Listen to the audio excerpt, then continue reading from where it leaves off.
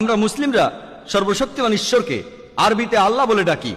আর যে কারণে আমরা সর্বশক্তিমান ঈশ্বরকে আরবিতে আল্লাহ বলে ডাকি, ইংরেজি শব্দ গড না বলে, সেটা হলো ইংরেজি গড শব্দটাকে নিয়ে আপনি অনেক কিছু বানাতে পারেন। যেমন ধরুন, আপনি যদি গডের পরে এস জুড়ে দেন তাহলে সেটা হবে গডস, ঈশ্বরের বহুবচন। আল্লাহর কোনো বহুবচন নেই। কুল হু আল্লাহু আহাদ, বলো তিনি এক এবং অদ্বিতীয়। যদি গডের পরে ESS যোগ করেন তাহলে সেটা হয়ে যায় গডেস, অর্থাৎ মহিলা ঈশ্বর। আল্লাহ সুবহানাহু ওয়া তাআলার কোনো লিঙ্গ নেই, তিনি পুরুষও নন আবার মহিলাও নন। আল্লাহ সুবহানাহু ওয়া তাআলার কোনো লিঙ্গ নেই। আল্লাহ শুধু একটাই শব্দ। যদি গডের সাথে ফাদার শব্দটা যোগ করেন তাহলে হয় গড ফাদার, সে আমার গড ফাদার, সে আমার অভিভাবক। আল্লাহ আব্বা বা আল্লাহ ফাদার বলে কিছু নেই ইসলামে। যদি গডের সাথে মাদার যোগ করেন সে হয় গড মাদার।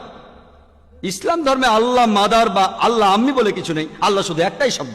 যদি গডের আগে টিন শব্দটা লাগান তাহলে সেটা হয়ে যায় টিন গড, যার অর্থ নকল ঈশ্বর। ইসলামে টিন আল্লাহ বলে কিছু নেই।